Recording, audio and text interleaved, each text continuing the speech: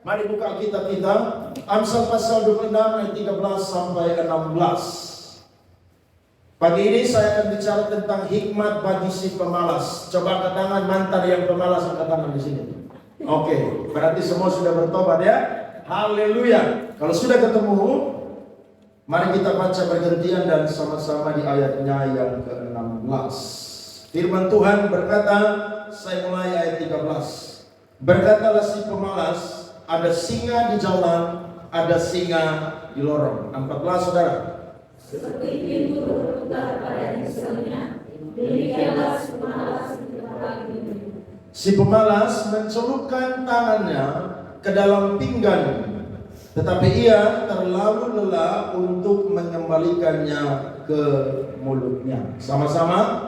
Si pemalas menganggap dirinya lebih bijak daripada 7 orang yang menjawab dengan bijaksana. Tepuk tangan saudara-saudara untuk firman Tuhan. Yang keras lebih lagi, come on. Ya, saudara-saudara, ketika Tuhan menciptakan manusia pada hari yang terakhir, maka ketika manusia ada, segala sesuatu telah disediakan oleh Allah. Allah tahu bahwa manusia adalah makhluk yang akan menikmati seluruh ciptaan Tuhan. Sehingga ketika sebelum manusia diciptakan, maka Tuhan menciptakan segala yang ada. Dan ketika manusia ada, manusia tinggal menikmati apa yang sudah Allah ciptakan. Tidak heran, Tuhan menempatkan manusia di satu taman, namanya adalah Taman Eden. Dan di taman itu, manusia mengelola tanah yang diberkati oleh Tuhan. Mereka menikmati kehidupan yang enak, kehidupan yang sejahtera, karena mereka diberikan banyak hal oleh Tuhan untuk mengelola, menguasai, bahkan memperkerjakan semua yang sudah Tuhan berikan kepada manusia. Tetapi iblis tahu bahwa rancangan Allah adalah rancangan damai sejahtera, maka dia mau mencoba untuk merusak rancangan Allah untuk manusia. Dia pakai seekor ular, akhirnya ular itu memperdaya Hawa, Adam mengikut, dan akhirnya dosa muncul di dunia. Ada orang berkata, dosa penyebabnya adalah Allah. Saya mau berkata, penyebab adanya dosa di dunia bukan karena Allah, tapi karena manusia mengizinkan iblis menggoda dia. Akhirnya manusia jatuh dalam dosa dan berdampak kepada manusia sampai hari ini. Manusia jatuh dalam dosa, mereka diusir dari Taman Eden. Kehidupan yang enak yang diberkati oleh Tuhan berubah menjadi kehidupan yang dikutuk oleh Tuhan. Bukan hanya manusia saja yang dikutuk, tapi tanah juga dikutuk oleh Allah. Sehingga kita berkata, manusia akan berpeluh dan berkeringat, barulah manusia akan mendapatkan apa saudara-saudara? Makanan. Padahal dulunya manusia menikmati kehidupan yang enak, nyaman, nikmat, luar biasa.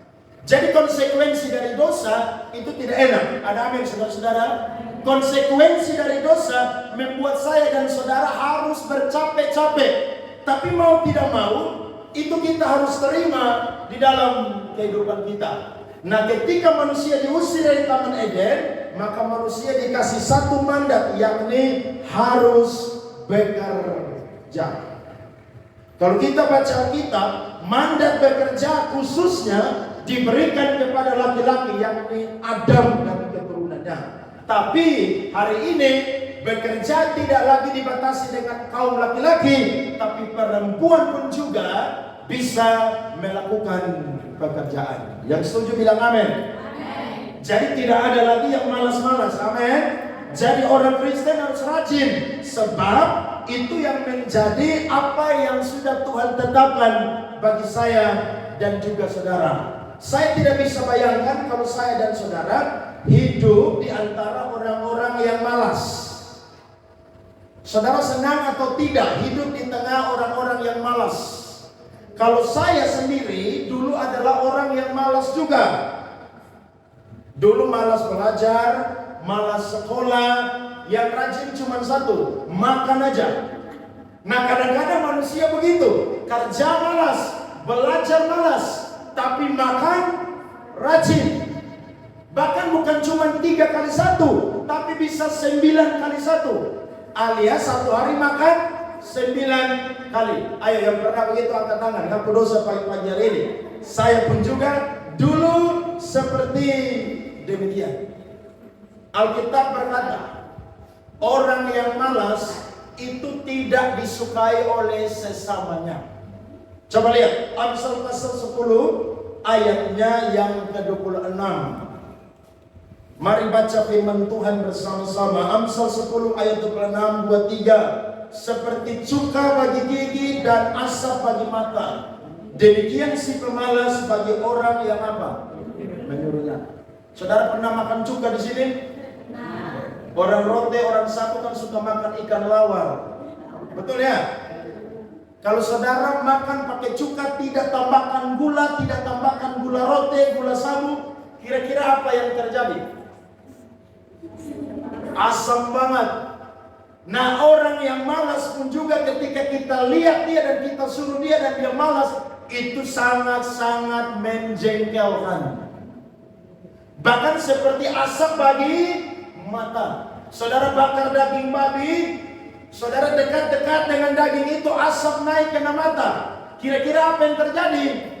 Pasti saudara akan merasa perih di mata dan air mata pasti apa? Keluar. Demikian juga orang yang malas, kalau saudara suruh dia berjumpa dengan dia, itu akan sangat menjengkelkan, bahkan sangat apa saudara-saudara, menyedihkan untuk saya dan saudara.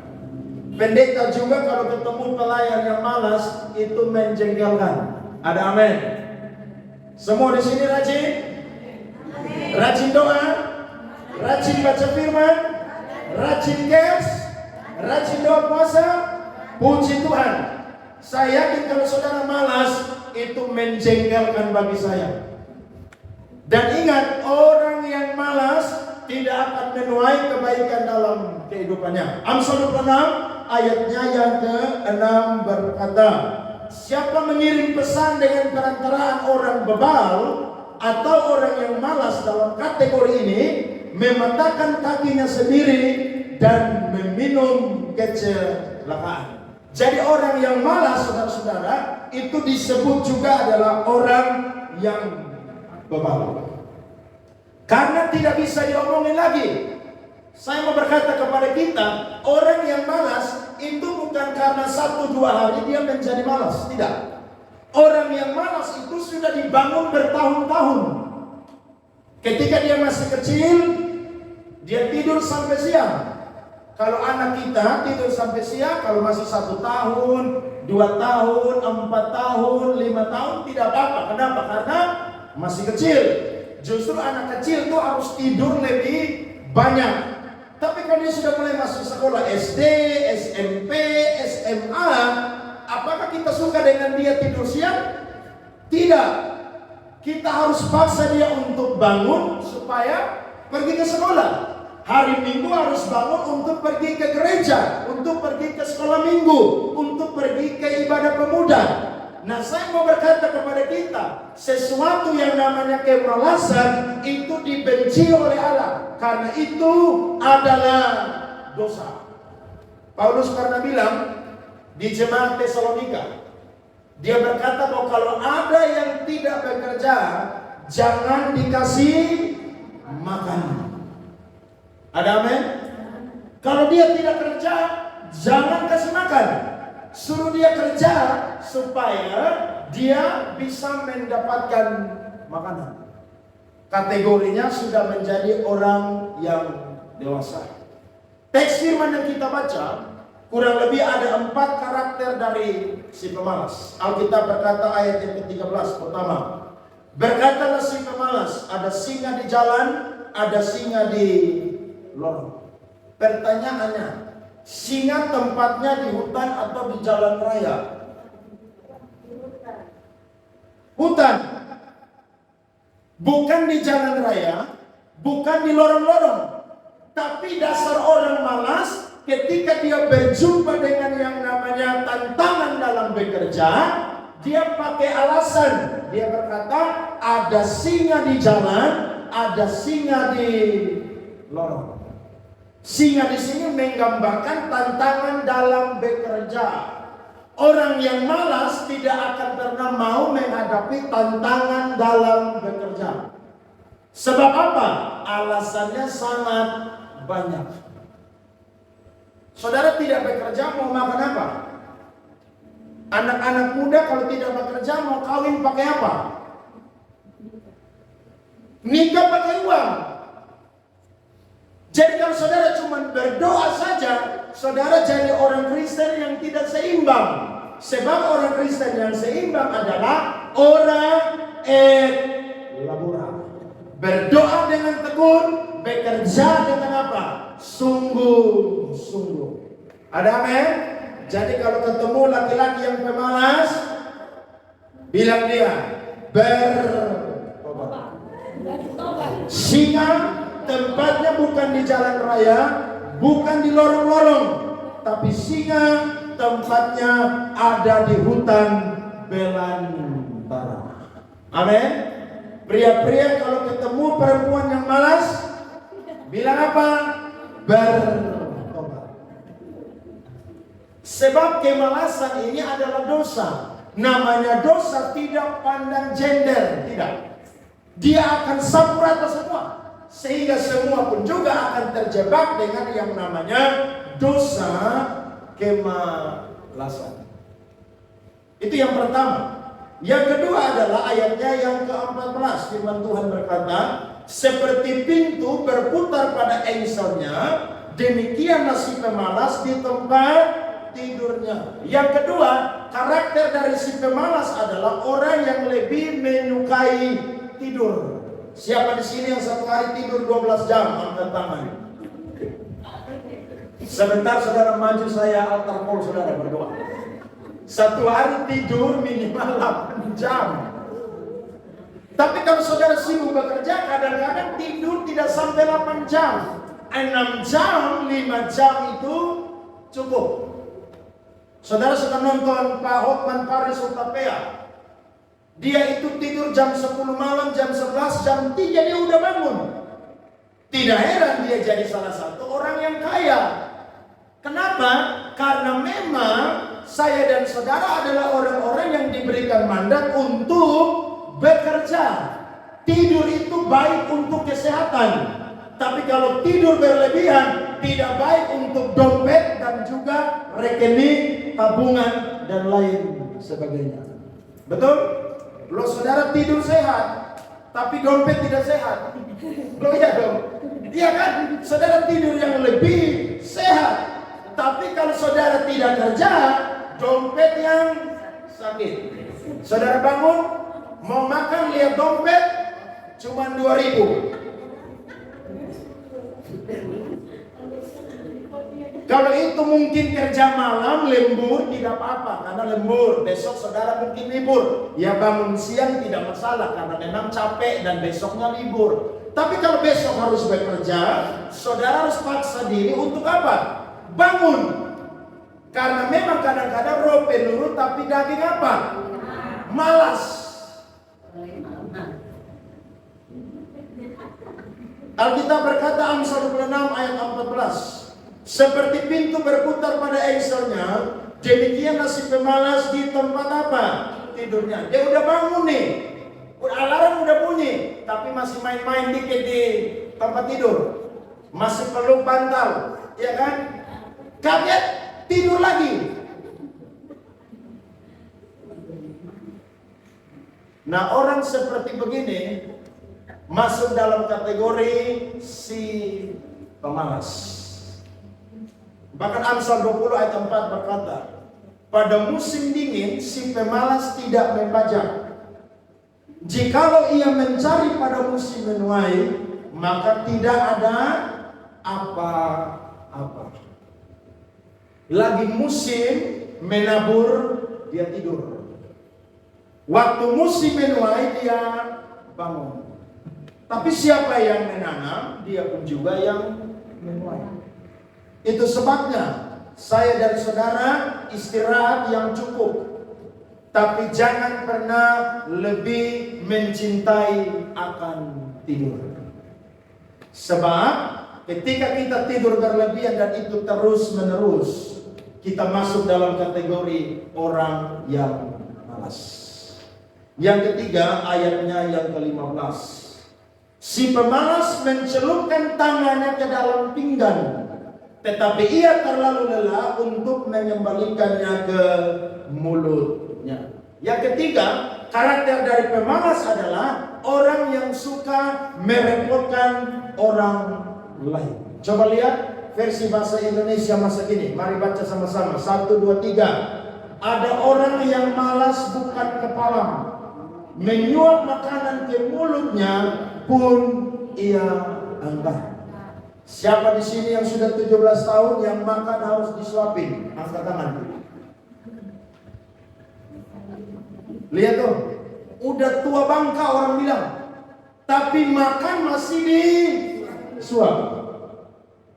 Ketemu pria yang model begini, kasih putus dia. Ketemu perempuan yang model begini, putuskan dia. Bayangkan, makan aja pakai suap.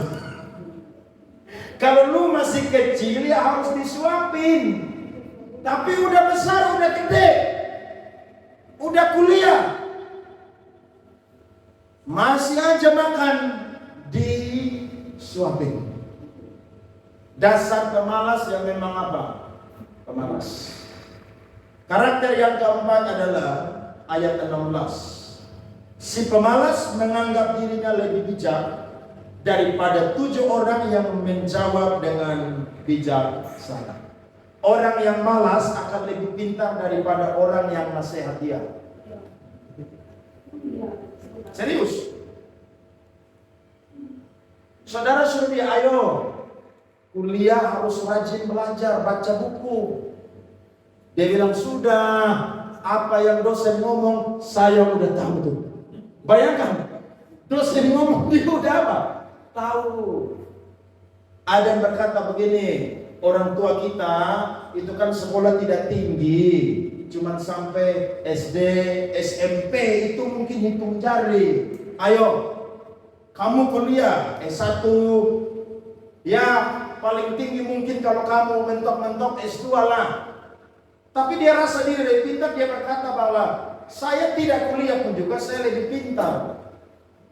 Buktinya, saya belum S3 saja, rambut di kepala saya sudah mau gugur. Lihat tetangga kita yang kuliah dokter, rambutnya udah hampir habis. Saya pun juga tidak kuliah, tapi rambut sudah hampir apa? Habis. Dia pintar bukan karena belajar, tapi karena pikiran akan hari esok. Tidak bekerja, tapi pakai alasan bahwa dia adalah orang yang bijak.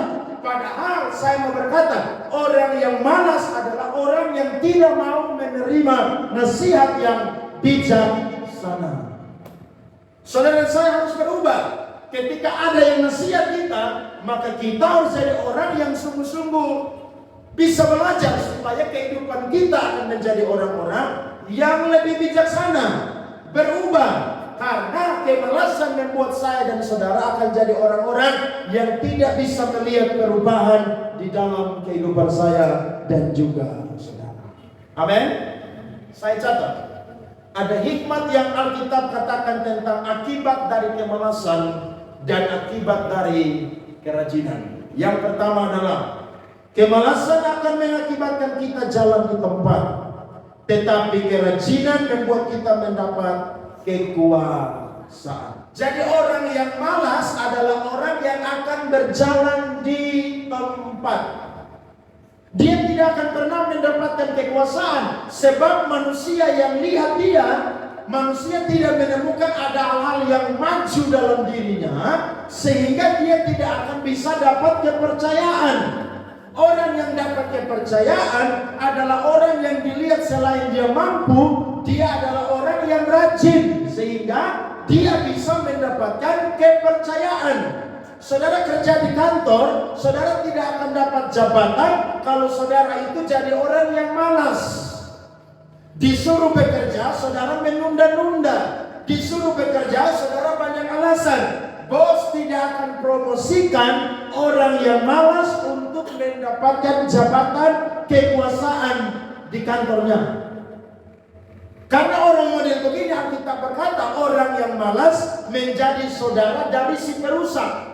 Harusnya pekerjaan sudah selesai, tapi apa? Menunda-nunda, suka malas. Ini perlu berubah. Kalau kita pernah malas dan hari ini masih malas, ayo berubah. Saudara mau dapat kepercayaan, dapat jabatan di tempat kerja, berubah.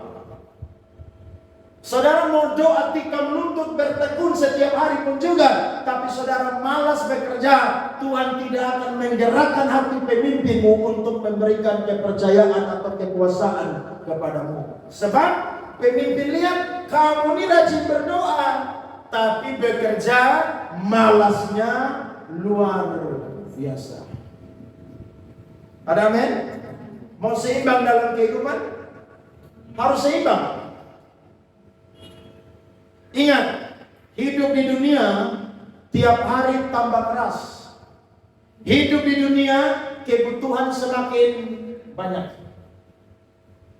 Kalau saudara sakit lumpuh cuma di tempat tidur, ada keluarga yang masih bisa kasih makan. Tapi kalau saudara sehat dan saudara tidak bekerja, minta maaf, keluarga sekalipun akan jengkel dengan engkau dan lama kelamaan mereka akan sumpah serapah dengan engkau supaya cepat mati. Kenapa? Karena bikin susah saudara. Harusnya masih punya tangan pakai untuk bekerja.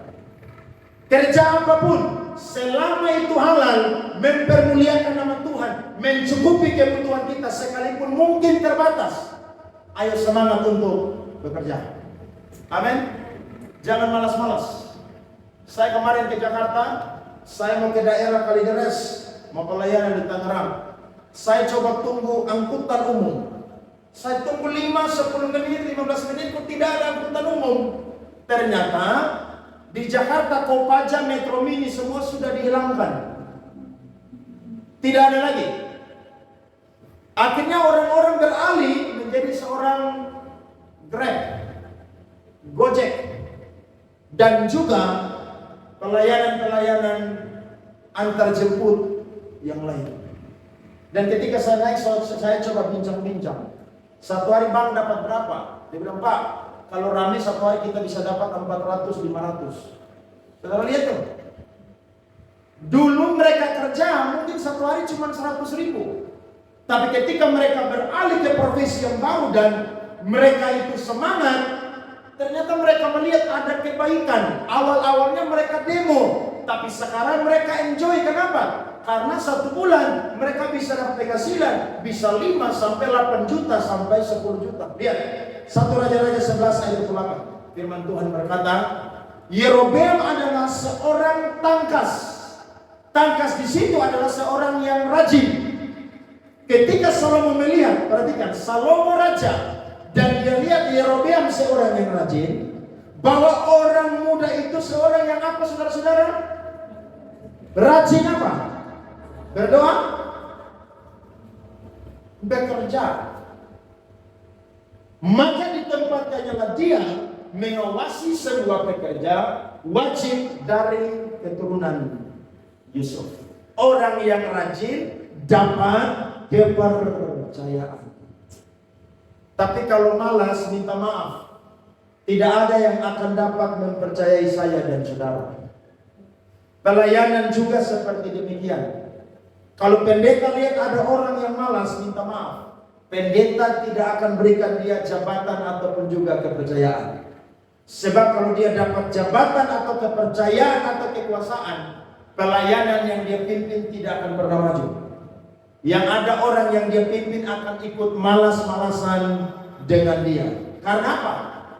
Pemimpinnya malas, maka rakyatnya juga pun malas. Amsal 12 ayat 24, firman Tuhan berkata, tangan orang rajin memegang kekuasaan. Sama-sama baca. Tetapi kemalasan mengakibatkan kerja paksa. Dulu saya sekolah, teman-teman bilang, Andre lu sekolah buat apa? Presiden sudah ada, wakil presiden sudah ada, gubernur sudah ada, wali kota sudah ada, bupati sudah ada. Sekolah buat apa? Rasa-rasanya ketika dengar mereka bicara, betul juga itu. Kita pergi sekolah, mereka santai-santai. Tapi ketika sekarang keadaan baru terjadi, berubah. Saya ketemu teman, ada yang bilang, puji Tuhan ya, kamu bisa kuliah jadi pendeta ya. Kita ini menyesal. Kenapa? Dulu orang tua suruh sekolah, kita lebih suka nongkrong di gang. Dulu orang suruh sekolah, kita bilang presiden udah ada, pejabat udah ada. Lu sekolah buat apa? Sekarang baru apa? Susah. Makanya kalau ada kesempatan untuk kuliah, orang tua mampu kuliah. Jangan saudara ikut-ikutan orang bilang, kuliah untuk apa? Hari ini mungkin tidak berguna, tapi besok-besok akan apa? Berguna. Saudara masuk kerja, S1 dengan SMA, gajinya apa? Beda. Kepercayaannya juga apa? Beda. Memang kadang-kadang ada orang yang tidak sekolah pun juga dia sukses. Tapi kan itu tidak semua. Ada amin. Jadi jangan saudara bilang, dia aja tidak sekolah sukses, saya juga pasti bisa. Beda bos. Nasib orang Tuhan rubah beda-beda.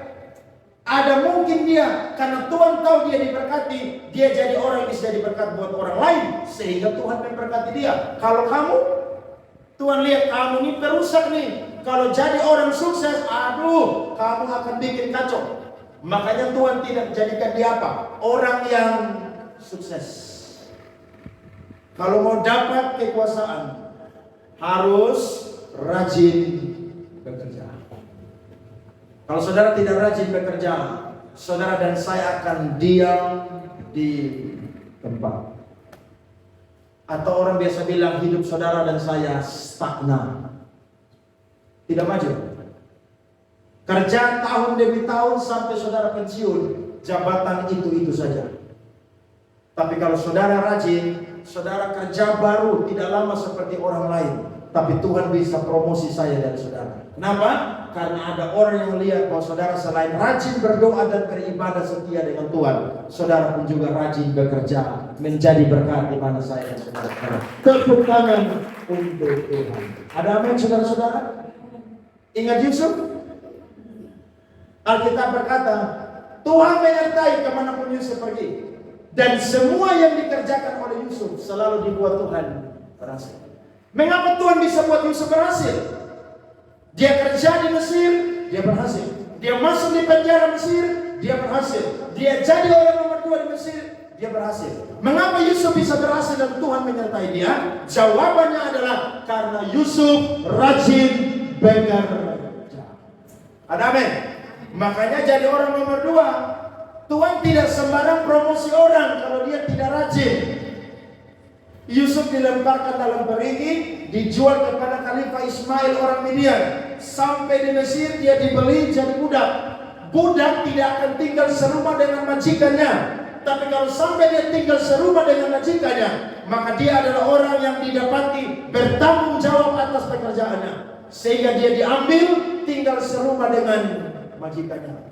Dia lulus tapi dapat fitnahan, masuk lagi penjara. Sampai di penjara, justru kepala penjara tidak lagi repot-repot, sebab semuanya dikerjakan oleh Yusuf.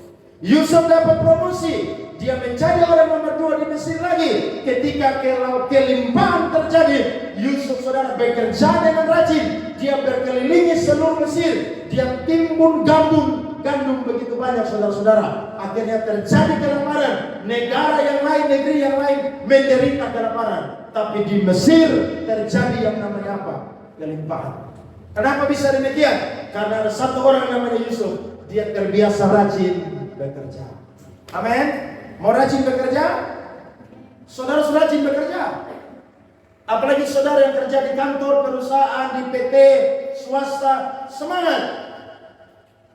Kalau saya pendeta tidak perlu rajin bekerja, rajin berdoa, rajin baca buku, rajin belajar dan lain sebagainya. Kenapa? Supaya hidup tidak stuck di situ, tapi diberikan kepercayaan yang baru dari Tuhan. Mau ya? Hikmat bagi kita. Kalau kita malas, kita akan diam di tempat. Tapi kalau kita rajin, kita akan dipercayakan mendapat kekuasaan. Yang kedua adalah kemalasan akan mengakibatkan kita tidak produktif. Tetapi kerajinan membuat kita produktif. Orang yang malas tidak akan produktif dalam kehidupannya. Orang yang tidak produktif akan tidak menjadi berkat bagi orang lain.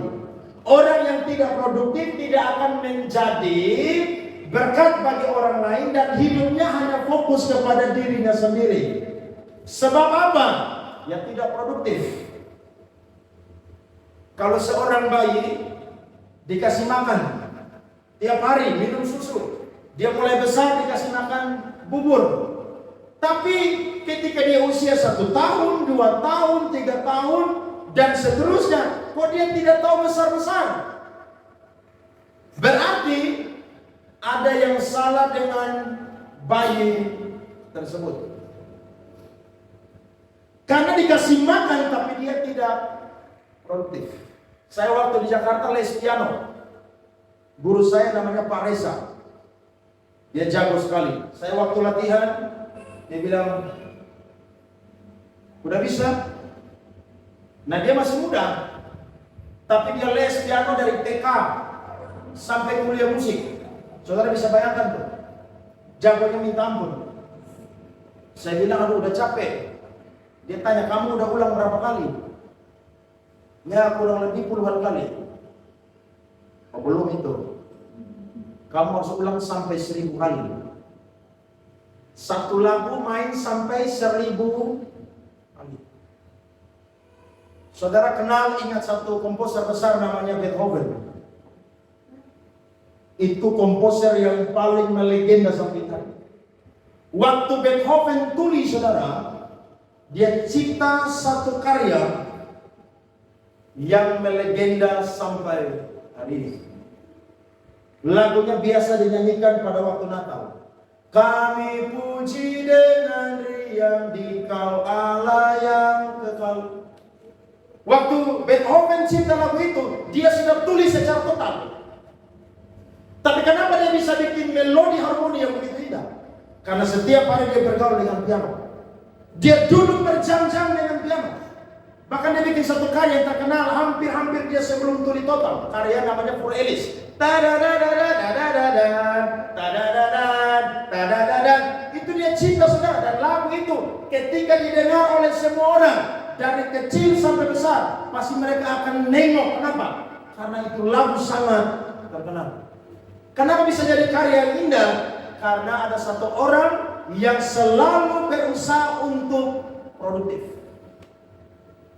Bahkan ketika Mozart lahir, Mozart adalah seorang anak pianis kecil yang sangat jenius. Umur 4 tahun dia sudah konser main piano. Ketika Mozart lahir, dia dengar Beethoven, dia datang belajar di Beethoven. Kenapa? Karena orang itu sangat jenius. Dia tulis secara total, tapi dia masih bisa produktif. Kenapa? Rajin. Ada amin? Biar telinga ini tidak bisa dengar, tapi dia punya hati ini masih bisa punya sensenya luar biasa. Dia bisa bikin lagu dengan melodi yang sangat indah. Jadi kalau kita latihan baru 5 menit udah malas, saudara tidak akan produktif. Amin. Saya bersyukur, Ruko Tabakar piano pindah ke rumah. Setiap hari saya mulai latihan 1 hari 1 jam. Latihan klasik, latihan jazz. Kenapa? Karena orang tahu saya pianis sekalipun pendeta. Biar sudah jadi pendeta, tapi skill tidak mau hilang.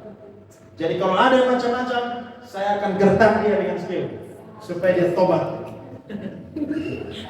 Iya, bukan mau pamer, tapi itu Tuhan berikan kepada kita skill, talenta, kembangkan supaya saya dan saudara apa? Produktif. Ada amin? Dalam melayani Tuhan pun juga harus seperti demikian. Amin. Saudara banyak belajar firman Tuhan. Baca Alkitab setiap hari. Kalau ada kesempatan baca buku sebanyak mungkin. Kalau saudara yang bekerja bukan hamba Tuhan, tidak apa-apa. Mungkin baca tidak terlalu banyak buku-buku rohani, tapi buku-buku yang berkaitan dengan pekerjaan saudara. Contohnya buku ekonomi, buku bisnis, buku perbankan, buku apalagi kesehatan. Baca, sebab orang dunia berkata, buku adalah jendela dunia.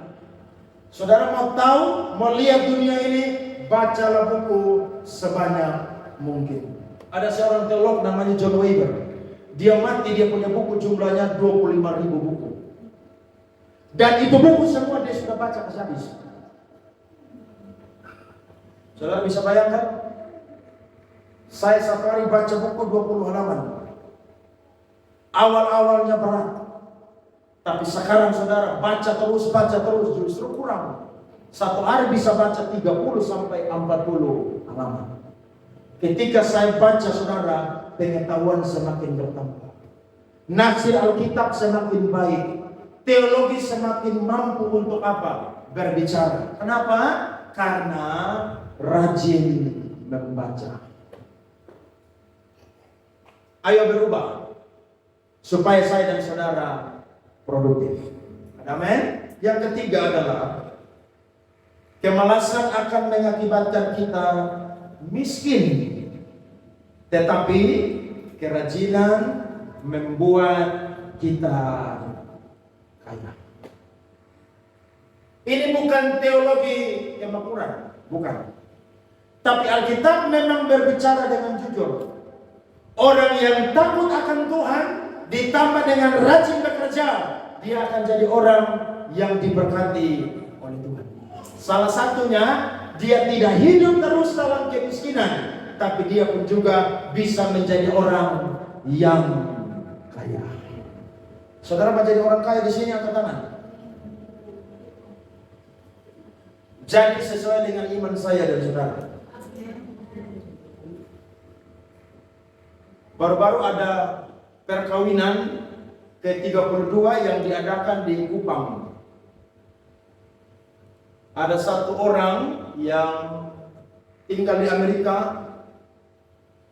Orang tuanya mantan pendeta misionaris, mati di Amerika dan dia hidup gembel di Amerika. Ketika orang tuanya mati, dia tinggal di jalan raya, makan aja susah. Dia pergi minta pertolongan di orang-orang Kupang yang ada di Amerika, tapi mereka cuek dengan dia. Akhirnya dia tidur di jalan raya, dia makan makanan dari tong sampah. Tiba-tiba ada orang yang lihat dia dan menawarkan dia pekerjaan. Kamu mau nggak bekerja? Dia bilang mau. Pekerjaannya sangat menjijikan dan membuat lelah. Apa itu? Menjaga nenek-nenek yang sudah tua di panti jompo. Tapi dia tahu bahwa itu satu-satunya pekerjaan yang bisa buat dia jadi orang yang bisa makan. Maka dia kerja. Dia kerja dengan rajin saudara. Sehingga cerita, orang yang dia rawat itu mendapatkan perawatan yang baik. Akhirnya ketika mereka mati, dari setiap orang yang dia rawat, kasih dia warisan. Dan saudara tahu, orang Amerika kalau sampai titip orang tua mereka di panti jompo, itu bukan orang miskin saudara. Itu orang kaya raya. Akhirnya setiap orang yang mati, kasih dia warisan. Terakhir dia rawat satu mantan artis Hollywood yang pernah mendapatkan penghargaan Piala Oscar. Saya lupa namanya, tapi dia rawat orang itu. Dia rawat dengan baik, terakhir saudara orang itu pun juga mati. Tapi sebelum mati orang itu kasih dia warisan yang sangat banyak. Dia dapat kurang lebih 18 apartemen, uang sekian ratus miliar, dengan juga emas beratnya 62 kg. Dan hidupnya yang miskin saudara, dalam satu hari berubah jadi orang yang kaya raya. Ingat loh, ukuran kaya raya bukan Indonesia, Amerika loh. Saudara bisa bayangkan, kenapa dia bisa jadi begitu? Saya percaya ketika dia dalam keadaan yang susah pasti dia berdoa dengan Tuhan. Tuhan tolong saya. Tapi ketika dia dapat tawaran bekerja, sekalipun mungkin itu hina, tapi dia bekerja dengan rajin. Akhirnya dia tidak sadar, saudara-saudara, jadi orang kaya. Baru-baru dia bikin pesta di sini, saudara. Itu semua orang yang hadir itu dapat uang. Bahkan dia nikah dengan suaminya, itu salah seorang karyawan pekerja di imigrasi Amerika. Itu gajinya satu bulan 1,1 miliar gajinya. Orang yang pernah makan dari tong sampah sekarang jadi orang yang mau makan apa aja bisa. Amin. Jadi kalau saudara mau makan makanan yang enak, kerja. Jangan saudara lihat orang makan enak, saudara ngiler, saudara menghayal. Kapan ya Tuhan? Ya kerja. Loh iya. Amin. Jangan pemalas. Kalau kita malas, saudara-saudara, kita akan jadi orang yang apa? Miskin. Amsal 10 ayat 4 berkata, tangan yang lamban membuat apa? Miskin. Tetapi tangan orang rajin apa? Menjadikan apa, saudara-saudara? Kaya. Jadi kaya Tuhan kita lihat. Abraham kaya, Ishak kaya, Yakub kaya, Daud kaya, Salomo kaya. Banyak orang kaya di Alkitab.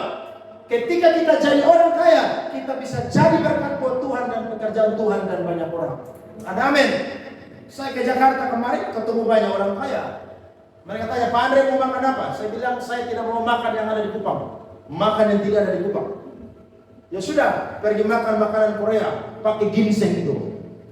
Saudara udah pernah makan pakai ginseng? Berdoa. Alkitab bilang begini, yang membuat orang miskin dan orang kaya bertemu siapa? Tuhan. Mau hidup enak diberkati, kerja. Dan ingat, sukses orang benar itu tidak 1 tahun, saudara. Sukses orang benar itu dibangun bertahun-tahun. Kenapa? Karena kalau saudara mau cepat kaya, bisa juga pencuri aja. Tapi ingat, ending hidup lo di penjara. Tapi kalau saudara bangun perlahan-lahan kehidupan anak Tuhan, cinta Tuhan, bekerja dengan rajin, pelayanan dengan serius sungguh-sungguh, Tuhan tidak buta untuk melihat saya dan saudara. Tuhan tahu kapan mengangkat kita, mempromosikan kita. Ada seorang kaya raya di dunia. Jumlah kekayaannya 1.500 triliun. Namanya Bill Gates. Bill Gates bilang begini, mari kita baca sama-sama. 1, 2, 3. Terlahir dalam keadaan miskin bukanlah suatu kesalahan, tetapi mati dalam keadaan miskin adalah suatu kesalahan. Kalau satu orang dapat 1 triliun mau atau tidak? Saya yakin saudara jadi orang yang malas ini. Harus rajin bekerja. Ada amin? Supaya Tuhan ubah nasib kita. Karena kita berkata Tuhan bisa buat orang yang miskin jadi apa? Kaya. Dulu kita sering sekali kalau makan orang yang traktir. Tapi kalau jadi orang kaya, saudara tanya, mau makan apa? Mau makan di mana? Saudara akan ajak orang memberkati orang. Kalau dia malas dengan Tuhan, malas bekerja, sambil makan, injili dia di meja makan. Itu dia bertobat itu. Loh iya. Tuhan tidak mau saya dan saudara hidup terus-menerus sampai Tuhan panggil kita. Amin. Tuhan mau ubah kehidupan kita. Dan saya yakin kekayaan setiap orang ukurannya beda-beda. Ketika kita memulai hidup bersama dengan Tuhan, ada perubahan-perubahan yang Tuhan kerjakan, yang kita nikmati dan orang-orang lihat terjadi dalam kehidupan kita. Amin. Sebab anak cucu orang benar, Alkitab berkata, perkasa di muka bumi. Saudara tidak kesusahan mau makan. Saudara bisa punya rumah sendiri. Saudara bisa menikmati kehidupan yang lebih baik. Karena ada berkat Tuhan yang Tuhan sediakan kepada saudara dan saya yang dulu malas, tapi berubah menjadi orang yang hari ini rajin. Amsal 28 ayat 19. Mari baca firman sama-sama. 1, 2, 3. Siapa mengerjakan tanahnya akan kenyang dengan makanan. Tetapi siapa mengejar barang yang sia-sia akan kenyang dengan sia-sia. Fokus dengan apa yang Tuhan berikan di tangan kita. Ada orang yang mungkin sukses sebagai pegawai negeri. Saudara tidak sukses menjadi orang pegawai negeri. Sekalipun saudara swasta, tapi kalau saudara berdoa cinta Tuhan, kerja dengan sungguh-sungguh, saya dan saudara pun juga bisa sukses di dalam Tuhan. Ada amin? Mau berubah jadi orang yang rajin? Saya percaya berkat Tuhan akan mengikuti saya dan saudara. Tuhan berkati. Beri tepuk tangan kepada Tuhan.